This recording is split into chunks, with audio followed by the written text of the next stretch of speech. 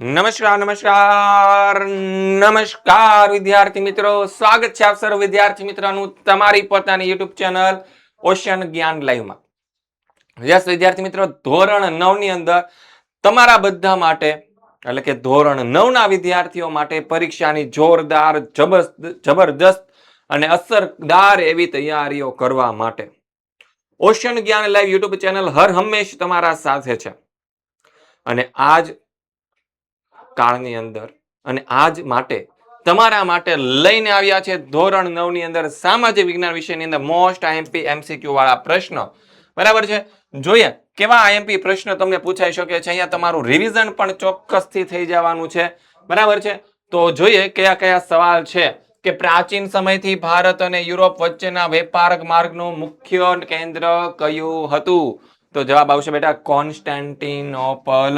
જો અહીંયા તમને સમજાવી દો, અહીંયા હતો યુરોપ. કયો દેશ હતો? યુરોપ. અહીંયા હતું આપણું ભારત.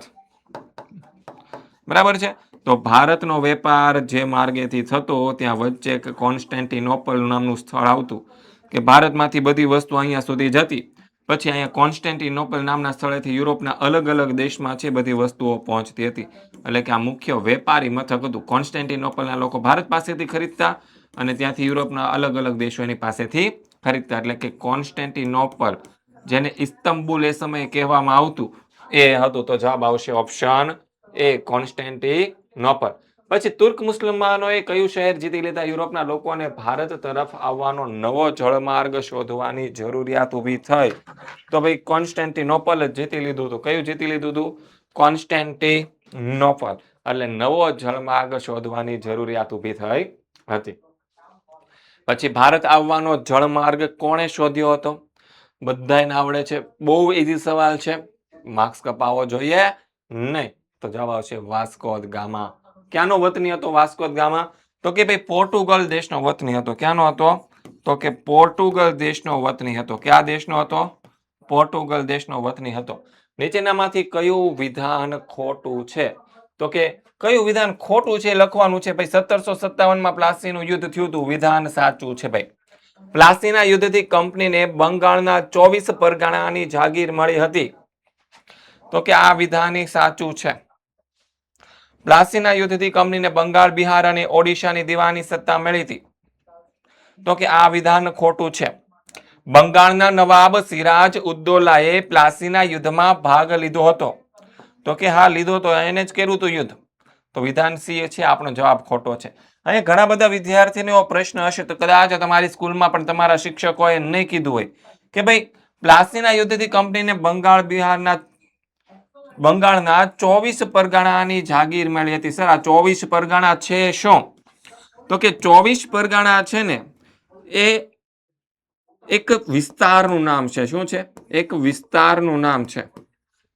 અને એ સમયે એટલે કે જ્યારે કંપની શાસન ચાલતું હતું ત્યારે ભારતની અંદર સૌથી વધારે વસ્તી ધરાવતો વિસ્તાર હતો. સૌથી વધુ વિસ્તાર ધરાવતો એ પ્રદેશ હતો. અને હાલમાં જોવા જઈએ તો હાલમાં પણ સૌથી વધુ વસ્તી ધરાવતા વિસ્તારમાં એનું સ્થાન છે 24 પરગણા. યસ, ઓકે, ડન છે.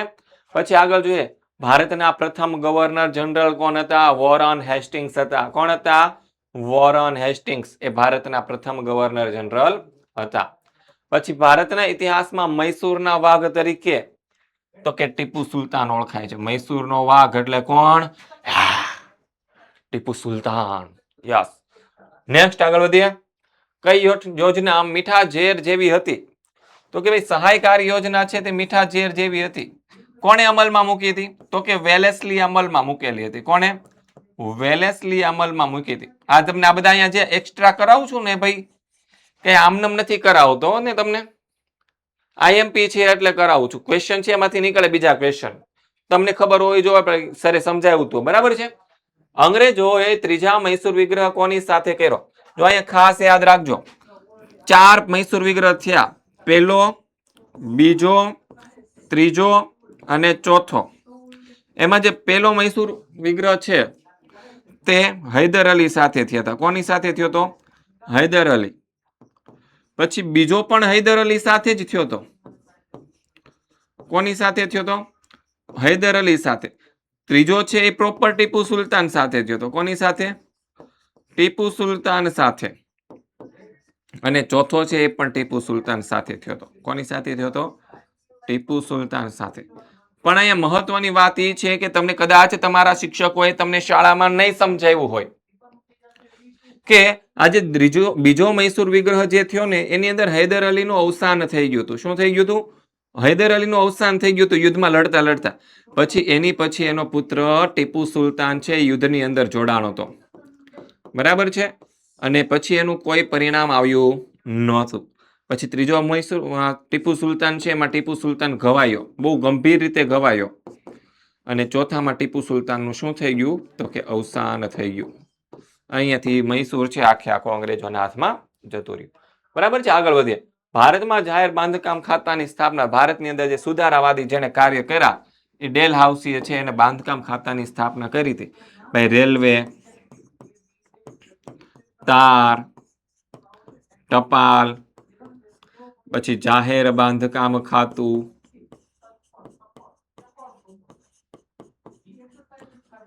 બરાબર છે. આ બધી જ શરૂઆત છે ને ડેલહાઉસે કરી હતી. કોને કરી હતી? ડેલહાઉસે. લખી દેજો ડેલહાઉસે.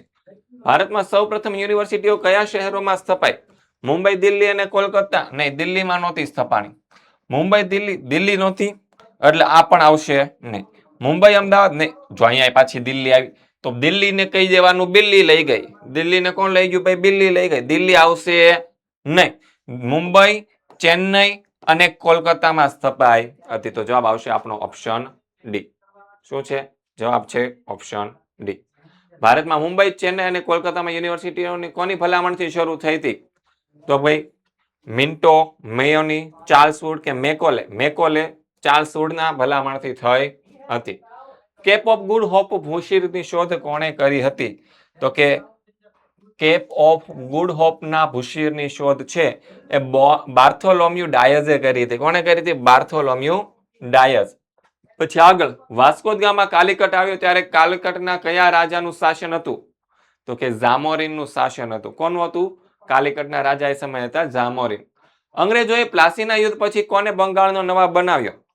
જો બંગાળનો નવાબ હતો કોણ પહેલા? તો કે સિરાજ ઉદ્દૌલા હતો. કોણ હતો? સિરાજ ઉદ દૌલા. પ્લાસીનું યુદ્ધ થયું પછી કોને બનાવ્યો? તો કે મિર્ઝાફરને બનાવવામાં આવ્યો. કોને બનાવવામાં આવ્યો? મિર્ઝાફરને બનાવવામાં આવ્યો. પછી મિર્ઝાફર પછી કોને બનાવ્યો? તો કે મીર કાસિમ બનાવ્યો. મીર કાસિમને બનાવ્યો એને હટાવીને.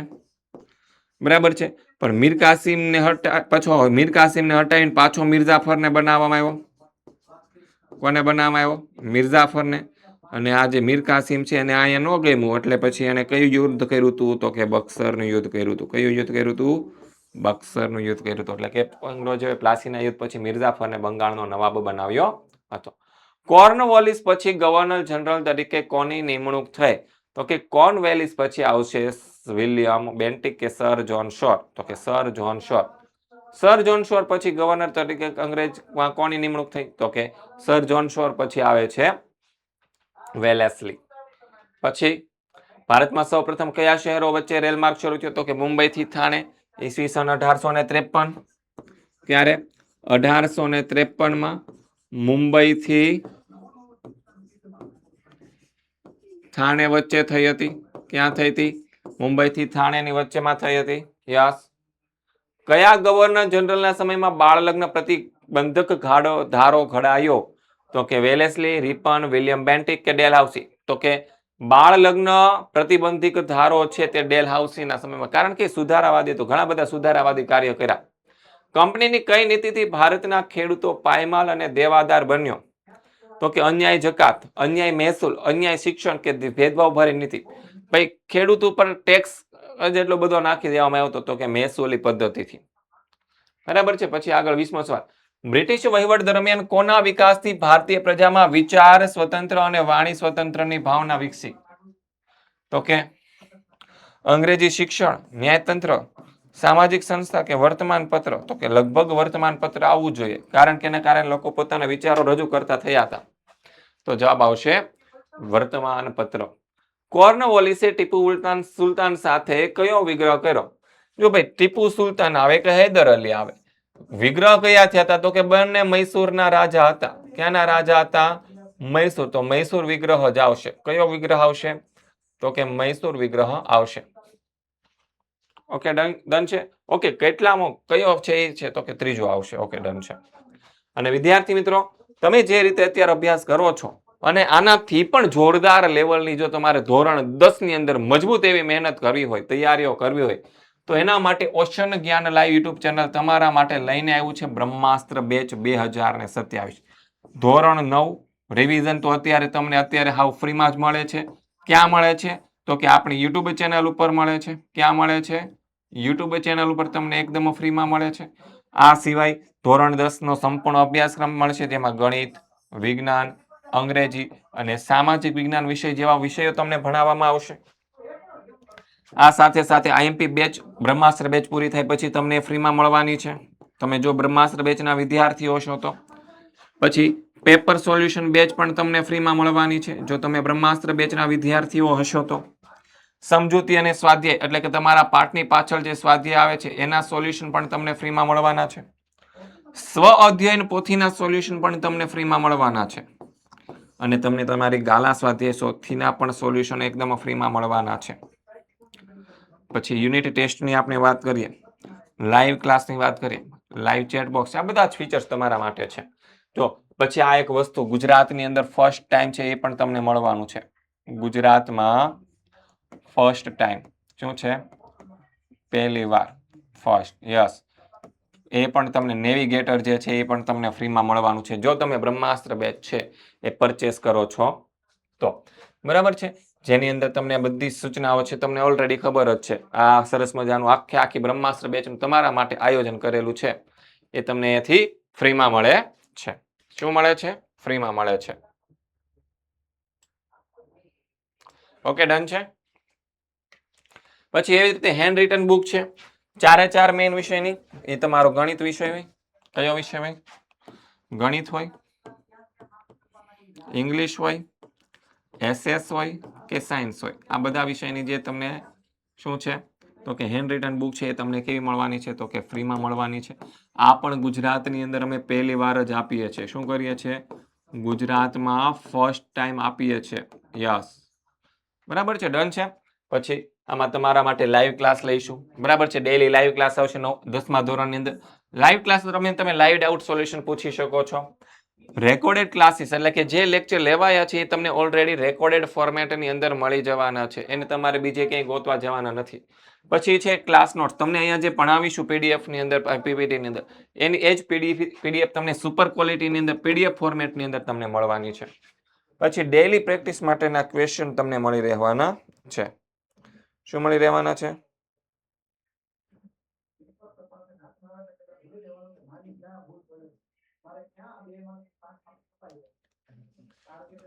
બરાબર છે. પછી પીપીટી પ્રેઝન્ટેશન, ક્વોલિટી ટીચર્સ. બરાબર છે? ડેઈલી પ્રેક્ટિસ માટેના ક્વેશ્ચન એટલે કે તમારું હોમવર્ક. આ બધી વસ્તુ તમને મળવાની છે. બરાબર છે? આગળનો સવાલ જોઈએ, બંગાળના ભાગલાના અમલનો દિવસ કયા દિન તરીકે ઉજવાય છે? તો કે જે દિવસે બંગાળના ભાગલા પડ્યા હતા એ દિવસે બંગાળની જાગૃત પ્રજા હતી. કેવી પ્રજા હતી? એ સમયની જાગૃત પ્રજા જે હતી એને શોક દિન તરીકે ઉજવ્યો હતો. કયા દિવસ તરીકે? શોક દિન તરીકે ઉજવ્યો હતો. કારણ કે એને ભાગલા નહોતા પાડવા ને એટલા માટે. પણ આમાં આપણને કઈ આપ્યું? ઓકે, રાષ્ટ્રીય શોક દિન તરીકે ઉજવ્યો હતો. પછી કેટલાક લેખકો કોને મુસ્લિમ કોમવાદના જનક કહે છે? તો કે લોર્ડ મિન્ટોને. કારણ કે એને જે મુસ્લિમોને શું કર્યા હતા? કે ભડકાવ્યા હતા. શું કરાવ્યા હતા?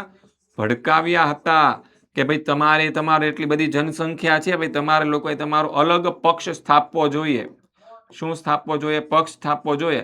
અને પક્ષ સ્થાપીને પછી શું થયું? આગળ જતા હતો કે હિન્દુ મુસ્લિમ વચ્ચે લડાઈઓ થઈ, બાંધવાનું થઈ ગયું. પછી પાકિસ્તાન દેશ અલગ થઈ ગયો. એટલે કે મુસ્લિમ કોમવાદના પિતા અંદરો અંદર લડાઈઓ કરાવવાનું કામ આ લોર્ડ મિન્ટોને ફાળે જાય છે. યસ, બહુ ભયંકર માણસ હતો, બહુ સારો નહોતો. પાકિસ્તાનના સાચા સર્જક મોહમ્મદ અલી જીના કે રહીમતુલ્લાહ નહીં, પરંતુ ખાલી જગ્યા જ હતા. અહીંયા ખાલી જગ્યા આવશો તો કે જેને મુસ્લિમ કોમવાદના પિતા કહેવાય એ જ હતા તો કે લોર્ડ મિન્ટો. યસ. પછી ભારતમાં ક્રાંતિકારી પ્રવૃત્તિની શરૂઆત કોણે કરી હતી? તો જવાબ આવશે ભાઈ વાસુદેવ બળવંત ફડકે. કોણ હતા? વાસુદેવ બળવંત ફડકે. પણ હવે મારો તમારા માટે એક ક્વેશ્ચન છે. એ ક્વેશ્ચન શું છે? માય ક્વેશ્ચન છે. મારો ક્વેશ્ચન છે દરેક વિદ્યાર્થીઓને. અને ક્વેશ્ચનનો આન્સર તમારે કોમેન્ટમાં આપવાનો છે. ક્યાં આપવાનો છે? કોમેન્ટમાં આપવાનો છે. કોમેન્ટમાં. Give me answer in comment. Question મારો એવો છે ભાઈ, ગુજરાતમાં ક્રાંતિકારી પ્રવૃત્તિની શરૂઆત કોણે કરી હતી? શું છે? ગુજરાતમાં ક્રાંતિકારી પ્રવૃત્તિની શરૂઆત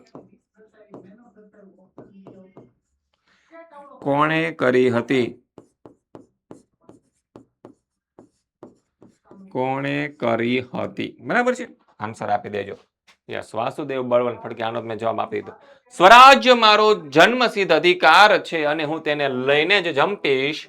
આ વિધાન કોણે કહ્યું છે? તો કે બાળ ગંગાધર ટિળકે કહેલું છે. પછી આગળ સવાલ, ગુજરાતમાં સશસ્ત્ર ક્રાંતિની ભૂમિકા તૈયાર કોણે કરી હતી? તો કે અરવિંદ ઘોષે કરી હતી.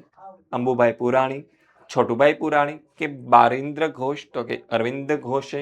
યસ. પરદેશની ભૂમિ પર ભારતનો સૂચિત રાષ્ટ્રધ્વજ સૌપ્રથમ કોણે ફરકાવ્યો હતો? તો કે મેડમ ભીખાઈજી કામા. ક્યાં ફરકાવ્યો હતો? તો કે જર્મનીના સ્ટુટગાર્ડ નામના વિસ્તારમાં. યસ. હે ખોટો આવશે ભાઈ. તો ભાઈ જવાબ ખોટો છે તો નહીં આવે. કોણ આવશે? મેડમ ભીખાઈજી કામા આવશે. કોણ આવશે? મેડમ ભીખાઈજી કામા. પછી ગાંધીજીના રાજકીય ગુરુ કોણ હતા? તો કે ગોપાલ કૃષ્ણ ગોખલે હતા. કોણ હતા? ગોપાલ કૃષ્ણ ગોખલે. ગાંધીજીના રાજકીય ગુરુ. ચલો, મારો ક્વેશ્ચન નંબર બીજો. મારો તમારા માટે બીજો ક્વેશ્ચન કે ભાઈ ગાંધીજીના આધ્યાત્મિક ગુરુ કોણ હતા? ગાંધીજીના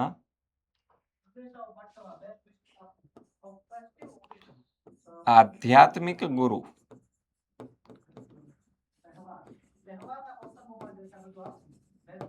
કોણ હતા?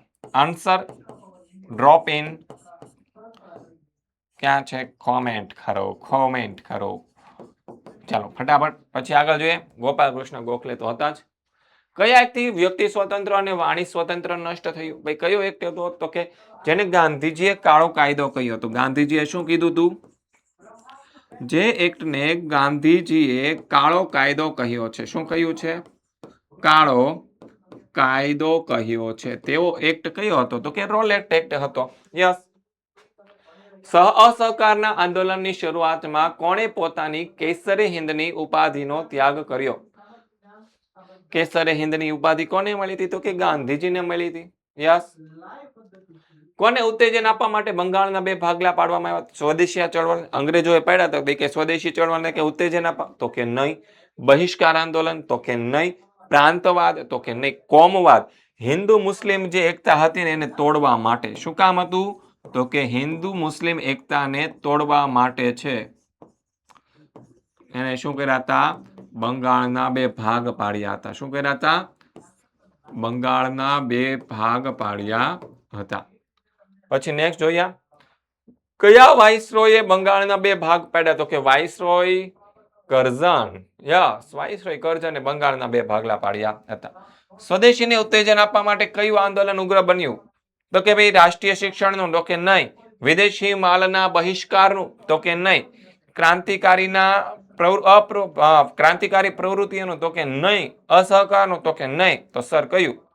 તો કે વિદેશી માલના બહિષ્કાર. વિદેશી માલનો બહિષ્કાર કરીશું ત્યારે જ સ્વદેશી વસ્તુ છે આપણે ઉપયોગમાં લઈશું ને. શ્રી અરવિંદ ઘોષે કયા પુસ્તકમાં ક્રાંતિની યોજનાનું વર્ણન કર્યું હતું? તો કે ભવાની મંદિર. કયું મંદિર હતું? એ ભવાની મંદિર. ખાલી નામ ભવાની મંદિર હતું, અંદર હતી બધી ક્રાંતિની યોજનાઓ. યસ. પછી આગળ, અંગ્રેજ અધિકારી વિલિયમ વાયલીની હત્યા કોણે કરી? ખુદીરામ બોઝ, ભગતસિંહ, પ્રફુલ્લ ચાકી કે મદનલાલ ઢીંગરા? તો ભાઈ અંગ્રેજ અધિકારી વિલિયમ વાયલીની હત્યા છે મદનલાલ ઢીંગરાએ ઢૂમ ઢૂમ ઢૂમ ગોળી મારીને કરી નાખી હતી. પછી આગળ જોઈએ, બાજુમાં આપેલા ભારતના નકશામાં નિર્દેશિત સ્થળ કયા ઐતિહાસિક બનાવની યાદ અપાવે છે? તો અહીંયા આપણને અમૃતસર આપેલું છે. કયું સ્થળ આપ્યું છે? અમૃતસર શહેર આપેલું છે. અમૃતસર શહેરમાં શું આવેલું હતું? તો કે જલિયાવાલા બાગ આવ્યો હતો અને ત્યાં છે જનરલ ડાયર છે એ પોતાના સૈનિકોને લઈને પોગી ગયો અને ગોળીબારી કરાવી દીધી હતી. બસ જલિયાવાલા બાગ. પછી આગળ, પોતાની સહીવાળા સોનાની પટ્ટી રશિયાના જારને કોણે મોકલી હતી? તો કે રાજા મહેન્દ્ર પ્રતાપે મોકલી હતી. યસ, રાજાએ જ મોકલી હતી. રાજા હતા મહેન્દ્ર પ્રતાપ. એણે શું કરી હતી? મોકલી હતી. પછી નેક્સ્ટ આગળ વધીએ. રશિયાના કયા ક્રાંતિવીરે ભારતના ક્રાંતિવીરોને બધી જ મદદ કરવા વચન કર્યું? તો કે રશિયાના લેનિન હતા, નિઝિન હતા, સ્ટેલિન હતા કે ટ્રાયોક્સી હતા? તો કે ટ્રાયોક્સ્કીએ. પછી જલિયાવાલા બાગ હમણાં જ કીધું અમૃતસર શહેરમાં આવેલો છે. કયા શહેરમાં આવેલો છે? અમૃતસરમાં આવેલો છે. વિદેશમાં ક્રાંતિકારી પ્રવૃત્તિમાં કયા એક ક્રાંતિકારી ન હતા?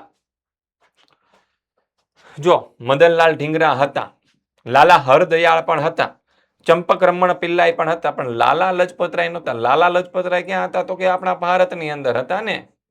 અને એ વિદેશમાં નહોતા ગયા. વિદેશમાં ક્રાંતિકારી પ્રવૃત્તિ નહોતી કરી, એને ભારતમાંથી કરી હતી. પછી આગળ જોઈએ 42મો સવાલ. ગાંધીજીના આધ્યાત્મક ગુરુ, હમણાં મેં તમને ક્વેશ્ચન પૂછ્યો હતો, પાછો અહીંયા આવી ગયો. શ્રીમદ રાજચંદ્ર હતા. કોણ હતા? શ્રીમદ રાજચંદ્ર હતા. બરાબર છે? કન્ફ્યુઝન હોય સોલ્યુશન કરી નાખજો.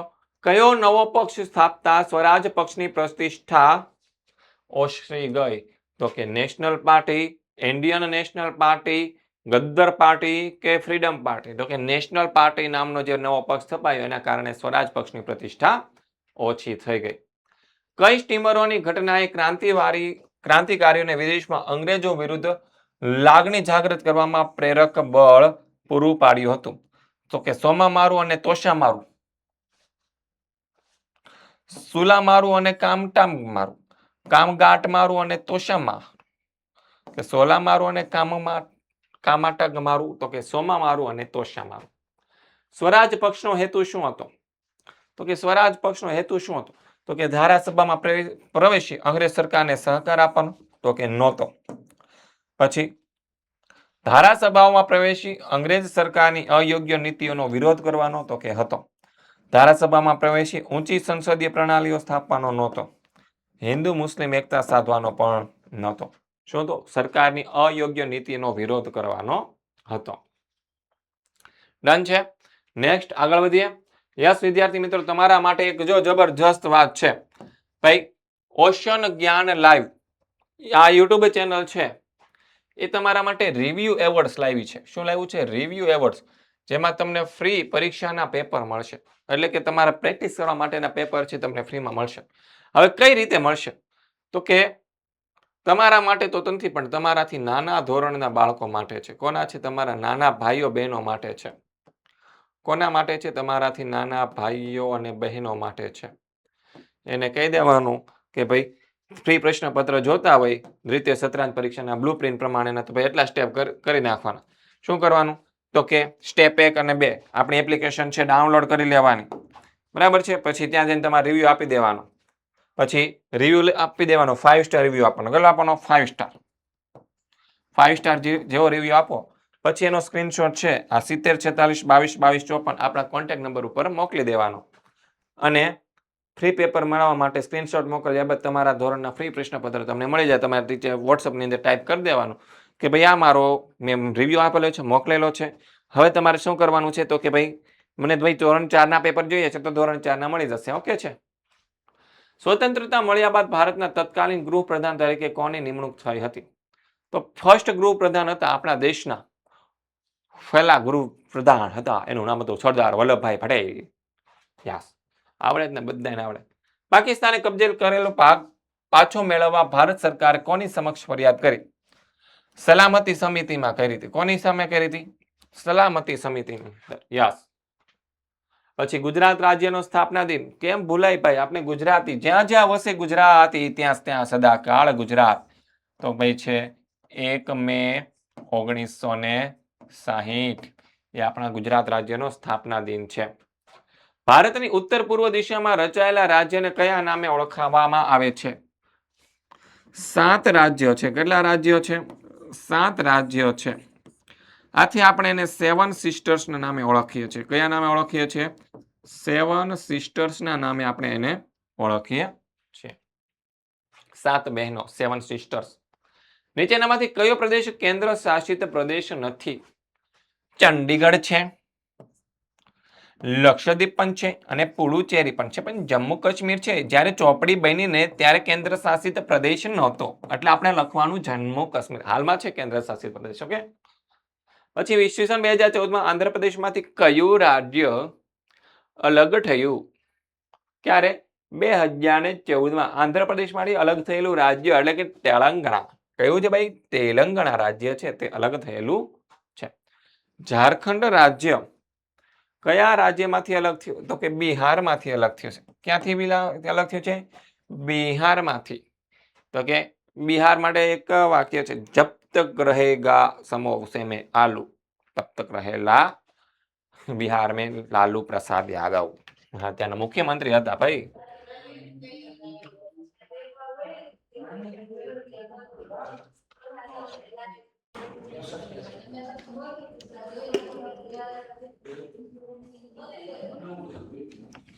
પછી નેક્સ્ટ આગળ વધી. આગળનો સવાલ, મહારાષ્ટ્રમાંથી કયા અલગ રાજ્યની માંગણી ચાલુ છે?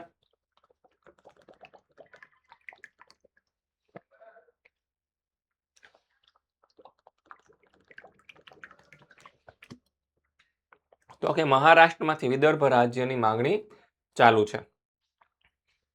હાલ ભારતીય સંઘમાં કેટલા રાજ્યો અસ્તિત્વમાં છે? તો કે 28 કે 29 કે 2016 છે.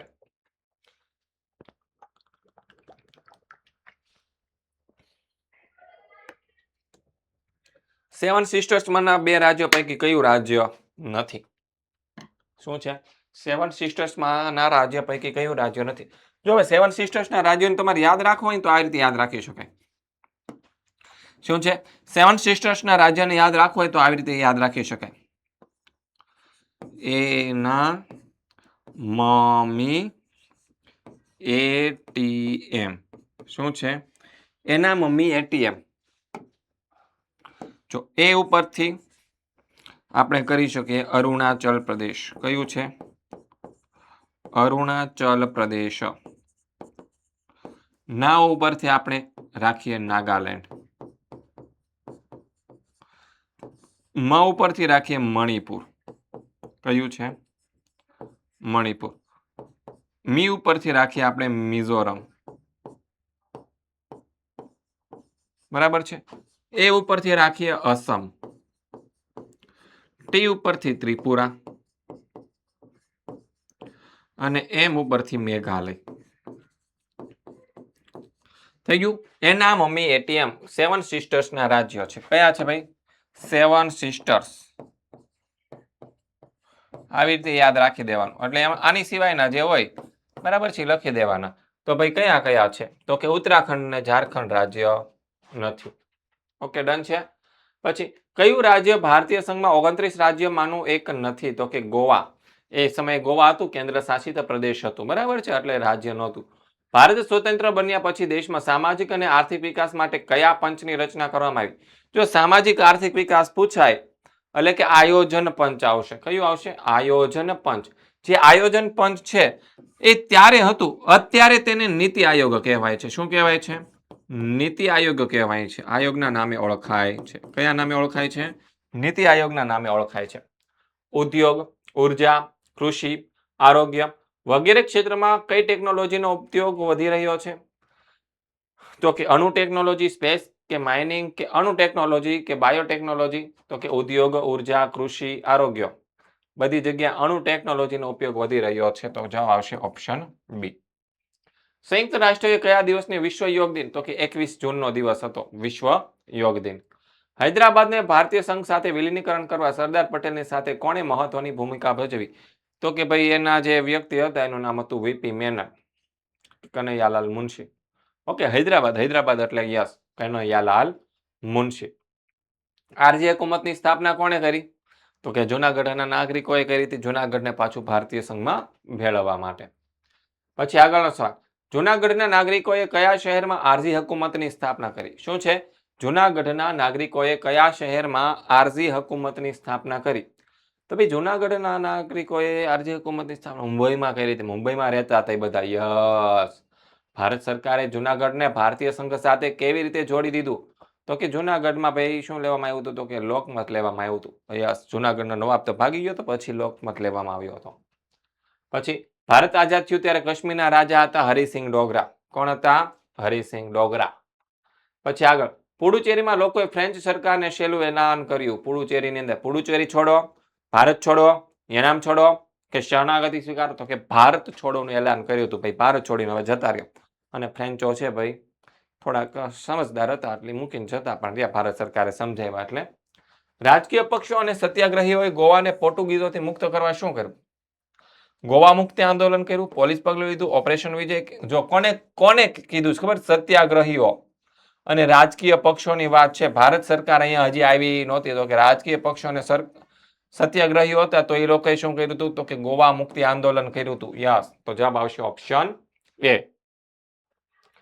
ભારત સરકારે ગોવામાં જનરલ ચૌધરીના નેતૃત્વ નીચે પછી ભારત સરકારે પોર્ટુગીઝ વાળા ન માન્યા સત્યાગ્રહ જેવા કાર્યક્રમોથી પછી ભારતે ગોવા વિજયને ઓપરેશન વિજય નામનું લશ્કરી અભિયાન કરવું પડ્યું. દાદરા નગર હવેલીનું મુખ્ય મથક કયું છે? તો કે દીવ, દમણ, સિલવાસા, પીપરી. દાદરા નગર હવેલીનું પૂછ્યું છે. ઓકે. તો કે દાદરા અને નગર હવેલીનું મુખ્ય મથક છે સેલવાસ. શું છે? સેલવાસા. દમણ અને દીવનું મુખ્ય મથક કયું છે? તો કે દમણ અને દીવનું મુખ્ય મથક હશે એ દમણ. અને પછી ગોવાનું મુખ્ય મથક છે પણજી. યસ. આજે ગોવાની રાજધાની પણ પણજી છે. રાજ્ય પુનઃરચના પંચના અધ્યક્ષ કોણ હતા? તો કે રાજ્ય પુનઃરચના પંચના અધ્યક્ષ હતા ફઝલ અલી. કોણ હતા? ડોક્ટર ફઝલ અલી, જે પૂર્વ ન્યાયમૂર્તિ હતા. પછી રાજ્યની પુનઃરચના કાયદા મુજબ કેટલા રાજ્ય અને કેન્દ્ર શાસિત પ્રદેશોની રચના કરવામાં આવી? તો કે 14 રાજ્ય અને 5 કેન્દ્ર શાસિત પ્રદેશોની રચના કરવામાં આવી. પણ એ સમય હો ને, અત્યારે નહીં. અત્યારે તો વધારે છે, ડબલ છે. ગુજરાત રાજ્યની રચના ક્યારે કરવામાં આવી? 1 મે 1960. ગુજરાત રાજ્યની સ્થાપના આમાં આવશે 1 મે 1960. આ આવશે અને એ ડાગલા હોય હતા. ચલ તું નહીં આવે. ખોટે ખોટો ડિસ્કો ના કર. હા, ખોટી જગ્યાએ આવીને પાછો ખોટો ડિસ્કો કરતો છે એ નહીં ચાલે ભાઈ. જવાબ આવશે 1 મે 1960. ઈસવીસન 2000માં બિહારમાંથી કયા નવા રાજ્યની સ્થાપના કરવામાં આવી? બિહારમાંથી અલગ થયેલું રાજ્ય એટલે કે ઝારખંડ રાજ્ય. પછી ઈસવીસન 2000માં મધ્યપ્રદેશમાંથી કયા નવા રાજ્યની સ્થાપના કરવામાં આવી? મધ્યપ્રદેશમાંથી અલગ થયેલું રાજ્ય છત્તીસગઢ હતું. કયું હતું? છત્તીસગઢ. ઈસવીસન 2002માં ઉત્તર પ્રદેશમાંથી કયા નવા રાજ્યની સ્થાપના? ઉત્તર પ્રદેશમાંથી અલગ થયેલું રાજ્ય એટલે કે ઉત્તરાખંડ. ઓકે, ડન છે.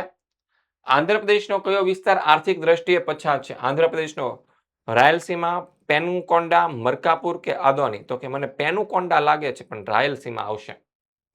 છેલ્લા 5 દાયકામાં ભારતે કયા ક્ષેત્રે નોંધપાત્ર વિકાસ સાધ્યો છે? કૃષિ, ઔદ્યોગિક, ખનિજ સંશોધન કે વિજ્ઞાન અને ટેકનોલોજી? તો કે છેલ્લા 5 દાયકામાં વિજ્ઞાન અને ટેકનોલોજી ક્ષેત્રે વિકાસ સાધેલો છે. પછી ભારતમાં મેટ્રો રેલવેના પ્રોજેક્ટને કોણે સફળ બનાવ્યો? તો કે સામ પિત્રોડા, ડોક્ટર એપીજે અબ્દુલ કલામ, શ્રી ઈશ્વરન શ્રીધરને કે જયવર્ધને? તો જવાબ આવશે ઈશ્વરન શ્રીધરન. યસ. ભારતે રાજસ્થાનમાં કયા સ્થળે સફળ પરમાણુ અખતરા કર્યા હતા? તો કે પોખરણ ખાતે કર્યા હતા. ક્યાં કર્યા હતા? રાજસ્થાનના પોખરણમાં. પછી આગળ જોઈએ, જૂનાગઢના નવાબે કોને જોડાણ ખત? તો કે જૂનાગઢના નવાબ હતા એને ભાઈ પાકિસ્તાન સાથે જોડાવતો તો પાકિસ્તાનને જોડાણ ખત લખી આપ્યો હોય ને, તો જવાબ આવશે પાકિસ્તાન. યસ. પછી આગળ વધીએ, પાકિસ્તાને ભારતના કયા દેશી રાજ્યને પોતાની સાથેના જોડાણ ખતની અનુમતિ પણ આપી દીધી? ભાઈ હમણાં જે પૂછ્યું એનો એ જવાબ આવે, જૂનાગઢ. પછી આગળ, ઈસવીસન 1975માં ભારતે અવકાશમાં કયો ઉપગ્રહ છોડ્યો હતો? ભાસ્કર, રોહિણી, પૃથ્વી કે આર્યભટ્ટ? સૌથી પહેલો હતો કોણ હતો જે છોડ્યો હતો? આર્યભટ્ટ સૌથી પહેલો હતો. કયા દેશની મદદથી? તો કે રશિયા દેશની મદદથી છોડ્યો હતો. આર્યભટ્ટ નામ શું કામ રાખ્યું? તો કે આર્યભટ્ટ આપણા દેશના મહાન ખગોળશાસ્ત્રી અને ગણિત શાસ્ત્રી હતા. એટલે એની યાદમાં છે એના નામ ઉપરથી ભાઈ આપણે આપણા પહેલા ઉપગ્રહનું નામ રાખ્યું હતું આર્યભટ્ટ. શું રાખ્યું હતું? આર્યભટ્ટ. ત્યારબાદ ઉત્તર પ્રદેશની રાજધાની કઈ છે? લખનઉ છે ભાઈ. પછી ઉત્તરાખંડની રાજધાની કઈ છે? તો ઉત્તરાખંડની છે દેહરાદૂન. કઈ છે ભાઈ? દેહરાદૂન છે. પછી આગળ કર્ણાટકની રાજધાની? તો કે કર્ણાટક બેંગ્લોર. ઈ સાલા કપ્પન નમદે. શું છે? ઈ સાલા કપ્પન નમદે. આ વર્ષે શું લાગે છે જીતશે ચેન્નઈ? બેંગ્લોર જીતવાનું છે આઈપીએલ કે નહીં? ચાલો આઈપીએલ લવર હોય જવાબ આપી દેજો. બરાબર છે? બેંગ્લોર જીતશે કે નહીં જીતે? કે ભાઈ લખનઉ સુપર જાયન્ટ્સ ઉત્તર પ્રદેશની રાજધાની જીતવાનું કે આપણું ગુજરાત ટાઇટન્સ? કોને શું લાગે છે? કોણ? હાલો એક તમારા માટે ક્વેશ્ચન છે, આઉટ ઓફ સિલેબસ ક્વેશ્ચન છે. આઈપીએલમાં કઈ ટીમને સપોર્ટ કરો છો? શું છે ક્વેશ્ચન એવો છે તમારા માટે કે ભાઈ તમે આઈપીએલમાં કઈ ટીમને સપોર્ટ કરો છો? આઈપીએલમાં કઈ ટીમને સપોર્ટ કરો છો?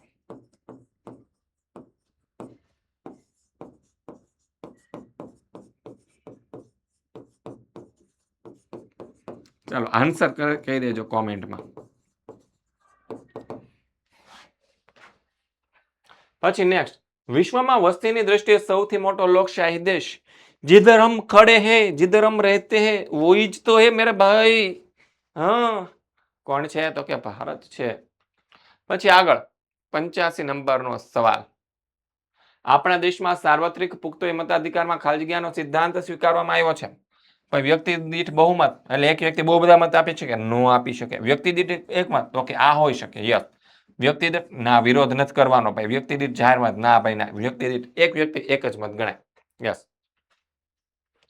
પછી આગળ, આપણા દેશમાં સાર્વત્રિક પુખ્તો મતાધિકારમાં ખાલી જગ્યાનો સિદ્ધાંત સ્વીકારવામાં આવ્યો છે? તો કે વ્યક્તિ દીઠ એક મતનો સિદ્ધાંત સ્વીકારવામાં આવ્યો છે. નેક્સ્ટ આગળ વધીએ. આગળનો સવાલ, કયા દેશમાં પ્રમુખીય લોકશાહી છે? જો ગ્રેટ બ્રિટનમાં તો નથી, કારણ કે ભારતની અંદર જે સંસદીય લોકશાહી છે, કઈ છે ભારતની અંદર? સંસદીય લોકશાહી છે, આપણે ગ્રેટ બ્રિટન પાસેથી જ લીધી હતી, એટલે ત્યાં તો છે નહીં. બરાબર. જાપાનમાં નથી ભારત એન પાસેથી જ લીધી હતી. બરાબર છે, સંસદીય લોકશાહી. અને યુએસએમાં પ્રમુખીય લોકશાહી છે. પછી ચૂંટણીઓ લોકશાહીની શું ગણાય? તો કે ચૂંટણીઓ જે છે તે લોકશાહીની પારાશીશી ગણાય છે. પછી આગળ, કઈ ચૂંટણીની કાર્યવાહીમાં ચૂંટણી પંચ દ્વારા થાય છે? શું છે? ચૂંટણી પંચ દ્વારા થાય છે. કોની કાર્યવાહી? ચૂંટણીની કાર્યવાહી ચૂંટણી પંચ દ્વારા થાય. તો કે વડાપ્રધાનની, રાષ્ટ્રપ્રમુખની, રાજ્યપાલની કે મુખ્યમંત્રીની? વડાપ્રધાન, રાષ્ટ્રપ્રમુખ, રાજ્યપાલ કે મુખ્યમંત્રી? કાર્યવાહી ચૂંટણી પંચ? તો કે રાષ્ટ્રપ્રમુખની થશે. કોની થાય? રાષ્ટ્રપ્રમુખની. લોકમતના ઘડતર માટે માધ્યમ ઓછું અસરકારક કયું છે? લોકમતના ઘડતર માટે ઓછું અસરકારક? તો કે દ્રશ્ય શ્રાવ્ય કે મુદ્રિત? તો જવાબ આવશે મુદ્રિત માધ્યમ ઓછું અસરકારક છે, કારણ કે એને વાંચવું પડે. અને ભારત જેવા દેશની અંદર લોકો છે, એમ કહેવાય કે શિક્ષિત લોકો બહુ ઓછા છે, એટલે જવાબ આવશે મુદ્રિત માધ્યમ. યસ. ઈવીએમ નું પૂરું નામ? Electronic voting machine. જવાબ આવશે ઇલેક્ટ્રોનિક વોટિંગ મેથડ ને મશીન, એટલે ઓપ્શન ડી. યસ, જવાબ આવશે ઓપ્શન ડી. ત્યારબાદ જે રાજકીય પક્ષો દેશવ્યાપી છે તેને કેવા પક્ષો કહેવાય? એટલે કે આખા દેશમાં ફેલાયેલા, દરેક દેશની અંદર દરેક રાજ્યની અંદર ચૂંટણી લડે છે અને સારા બહુમતથી વિજય પણ પ્રાપ્ત કરે છે. તો ભાઈ એને શું કહેવાય? તો કે રાષ્ટ્રીય પક્ષ કહેવાય. કેવા પક્ષો કહેવાય ભાઈ? રાષ્ટ્રીય પક્ષો કહેવાય. પછી આગળ જોઈએ, લોકશાહીને જીવંત કોણ રાખે? લોકશાહી ક્યારે જીવંત રહે? તો કે એની અંદર જ્યારે ચૂંટણીઓ થતી હોય ત્યારે જ લોકશાહી જીવંત રહેતી હોય. તો જવાબ આવશે ચૂંટણી. પછી આગળ, કયા પ્રકારના લોકમત લોકશાહીમાં વિશેષ મહત્વ ધરાવે છે? તો કે પ્રતિનિધિક? નહીં. બહુપક્ષીય? તો કે નહીં. પ્રજાકીય? તો કે નહીં. પ્રબળ અને સંગઠિત છે એ લોકશાહીમાં વિશેષ મહત્વ ધરાવે છે. એટલે કે એક પક્ષને વધારે મત મળે એટલે લોકો જોઈન થયા હોય, પ્રબળ હોય અને સંગઠિત થઈને આપતા હોય ત્યારે. પછી નીચેનામાંથી કયું માધ્યમ લોકમતના ઘડતરમાં ફાળો આપતું મુદ્રિત માધ્યમ છે? મુદ્રિત માધ્યમ એટલે કે વાંચીને જે ન્યૂઝ ફેલાવતું હોય તે. તો કે રેડિયો વાંચવાનું આવે? તો કે ન આવે. તો ભાઈ નથી. ટેલિવિઝનમાં વાંચવાનું આવે? તો કે હા આવે, પણ જોવાનું આવે ને સાંભળવાનું આવે, એટલે એ નથી. સિનેમામાં તે સેમ જ હોય, જોવાનું હોય, વાંચવાનું હોય, સાંભળવાનું હોય. અને સામયિકો જે આવતા હોય દર અઠવાડિયે એક પ્રકાશિત થતા હોય તે, એમાં તો ખાલી વાંચવું જ પડે. ફોટા હોય તો ફોટા જોઈ શકો, પણ ફોટા જોવાથી ખબર ન પડે હું કહેવા માંગે છે. બરાબર છે. એટલે આવશે સામાયિકો. કયું માધ્યમ લોકમતના ઘડતરમાં ફાળો આપતું વિજાણુ માધ્યમ છે? તો કે વર્તમાનપત્ર છે, અઠવાડિકો છે. વિજાણુ માધ્યમ પૂછ્યું એટલે કે જે જોઈ શકાય, સાંભળી શકાય. યસ.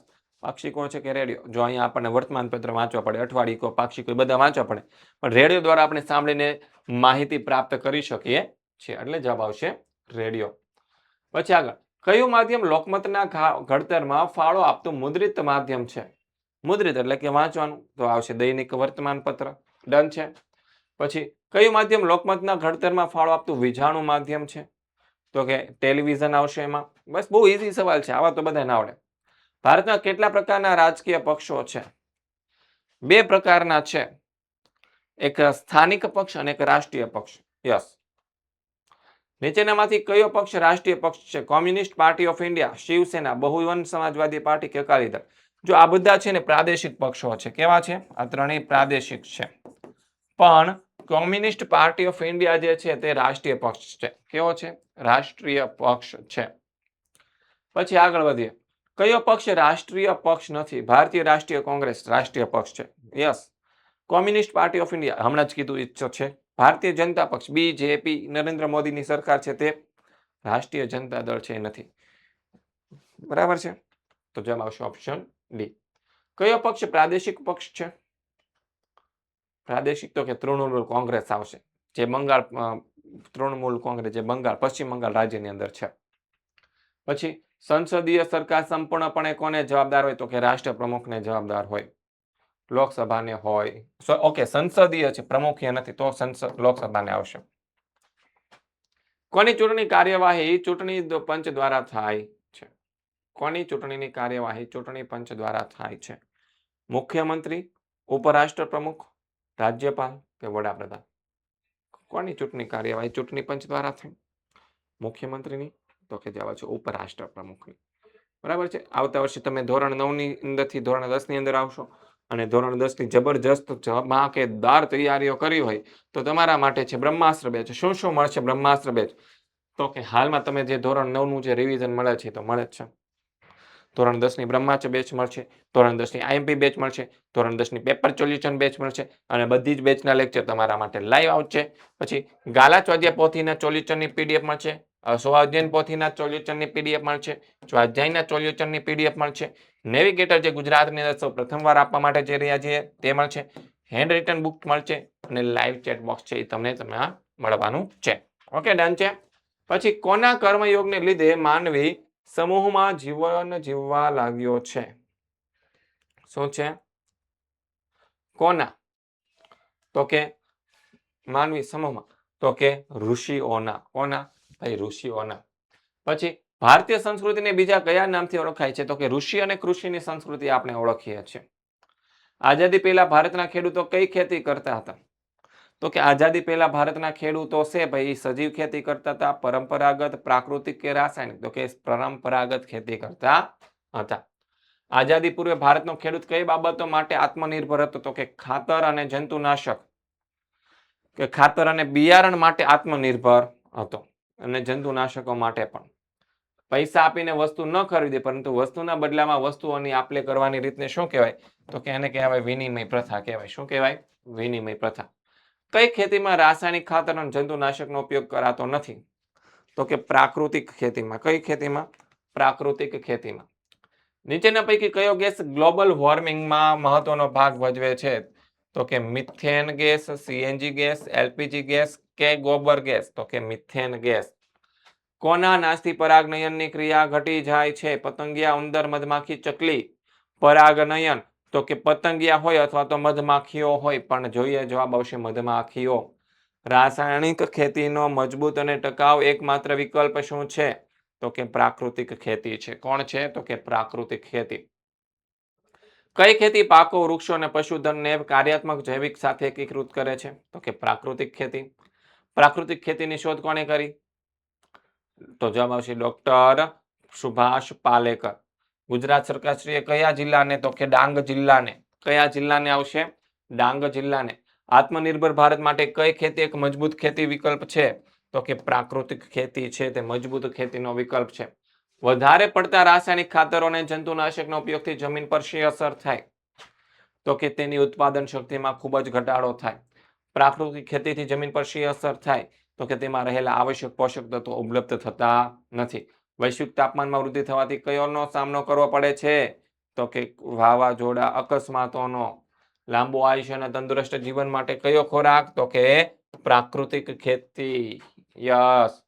પછી પ્રાકૃતિક ખેતીમાં પાકના અવશેષો જમીન પર પથરવાથી જમીન પર શી અસર થાય? તો કે જમીનમાં ભેજ સંગ્રહણ ક્ષમતામાં વધારો થાય છે. અને આ તો સરસ મજાનું તમારું મોસ્ટ એમસીક્યુ બરાબર છે. વોટ્સઅપ ગ્રુપની અંદર જોડાઈ જવાનું છે. લિંક તમને નીચે ડિસ્ક્રિપ્શનમાંથી મળી જશે. અને જે હમણાં આપણે બ્રહ્માસ્ત્ર બેચની વાત કરી, કઈ બેચની? તો કે બ્રહ્માસ્ત્ર બેચની જે વાત કરી એના માટે વધારે માહિતી જોઈતી હોય તો નીચે આપેલા કોન્ટેક્ટ નંબર પર માહિતી મેળવી લેજો. મળીએ છીએ નેક્સ્ટ લેક્ચરની અંદર આવા જબરજસ્ત કન્ટેન્ટ સાથે. ત્યાં સુધી જય હિન્દ, જય ભારત, જય જય ગરવી ગુજરાત.